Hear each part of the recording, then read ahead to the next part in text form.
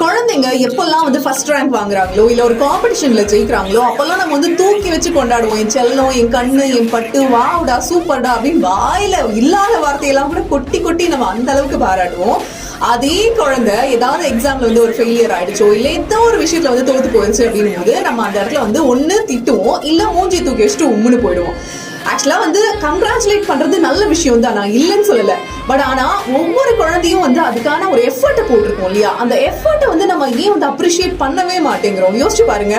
டேய் மார்க் கம்மி தான்டா பரவாயில்ல, பட் அதுக்காக நீ வந்து கண்ணு முழிச்சு படிச்ச பாத்தியா, அதுக்காக நீ பிராக்டிஸ் பண்ண பாத்தியா, அந்த எஃபர்ட் நான் உன்னை பாராட்டுறேன்டா, நெக்ஸ்ட் டைம் பாத்துக்கலாம் விடு, இந்த தடவை இல்லைன்னா என்ன அடுத்த தடவை நம்ம தட்டி தூக்கிடலாம் அப்படின்னு ஒரு சின்ன வார்த்தை என்னைக்காவது யாராவது சொல்லியிருக்கீங்களா?